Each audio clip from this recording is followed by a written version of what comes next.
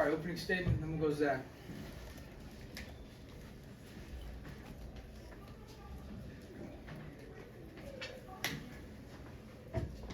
All right, nice wins. Great to be 6-0. I'm not going to say we needed a game like that, but we were certainly tested back and forth, like we had not been tested this season.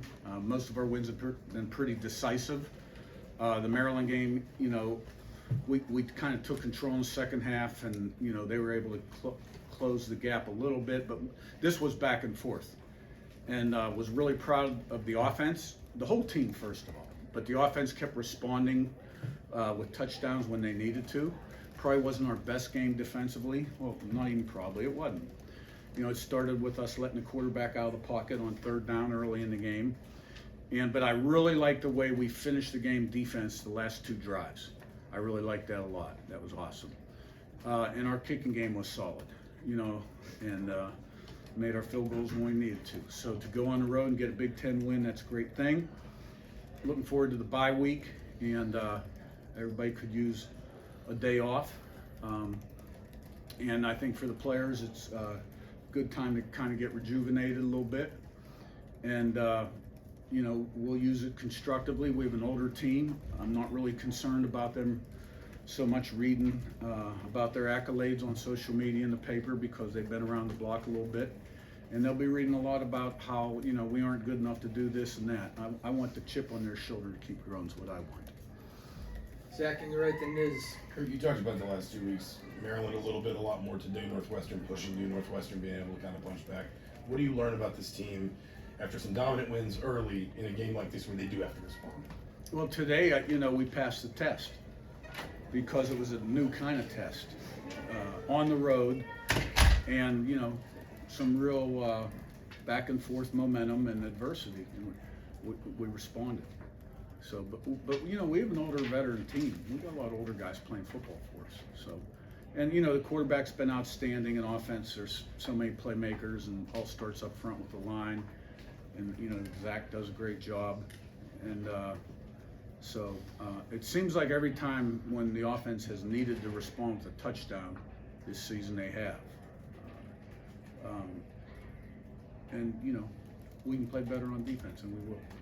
Niz on your right and Sammy in the back. How important is your first quarter success been to kind of your overall success, particularly on offense? I mean, you've outscored teams like 73-0, I think, now in the first quarter, scored every first quarter except one game. How much has that kind of helped you dictate things you want to do on offense? Well, gosh, if we had every quarter like the first quarter, we'd probably be ranked higher in the polls, wouldn't we? We haven't given up a point in the first quarter, right? Right. Not bad. I think we've only given up 3 in the fourth coming into the game, but I'm not sure. No, it's good to start fast, without a doubt. But you got to play well, in the middle and at the end. And at the end of the second, beginning of the third, those are critical times.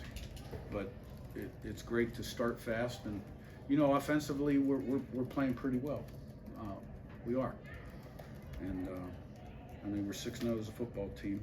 So I'm proud of the team up to this point, which I'm usually not supposed to say. But we can certainly improve a lot more, and we're only halfway through the regular season.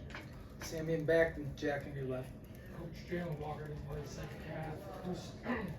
Isaiah Jones is in there. What adjustments did you make with Isaiah in there to help out? Nothing. We call what we call. We call what's the best call for that down distance and personnel grouping.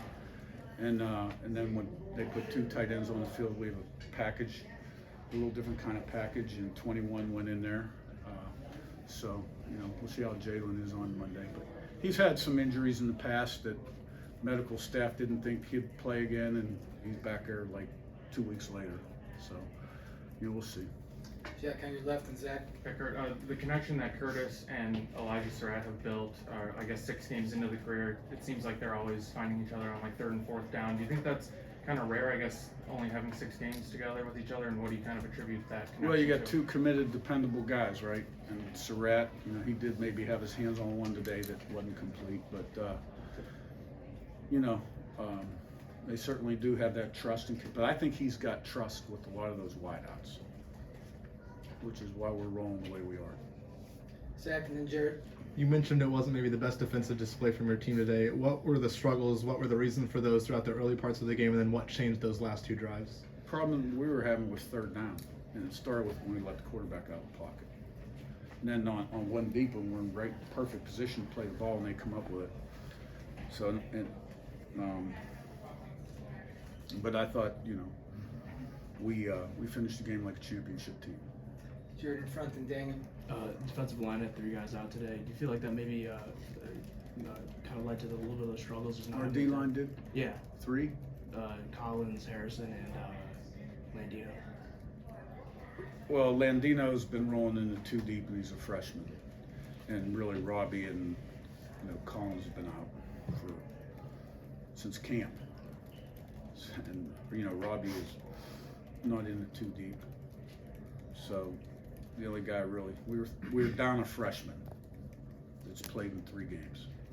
So we can play better. Daniel and then Joe. Yeah, I wanted to say you mentioned that you all had only allowed 3 in the 4th entering this afternoon. We kind of spoke this fall about how you guys have really finished strong last year and how IU really hadn't. Just what is it about this team that you feel like maybe it enables it to really play well late? Well, look, guys, this is culture and mindset. These are guys that came from championship programs that have now won 20 of their last 21 games. Okay? And a lot of other transfers that come from good programs. And the guys that stayed had a chip on their shoulder and something to prove. And then, when you take over a program, the number one thing you got to do is change the way people think. Change the way people think. The way you play the game, your expectation level, your standards, how you do things, the fan base, what to expect. You got to change the way people think. So we have a blueprint, we have a way we play, we've got character, we've got some talent, right? And they're playing like all of our other teams have played in those situations. Joe, last one. Almost 200 yards after the catch today. I mean, how important is that to have your skill position players, fighting for those extra yards? Yeah, that was awesome. There was a lot of space on some of those catches. A lot of those were RPOs. They're in Tampa 2, which is actually a run-stopping defense for them. But the RPO slant, the 5-step slant RPO was open. Didn't throw it twice early in the game. Probably should have. So our guys made the most of it. All right, thanks, Coach. Thank you. Spread the players out.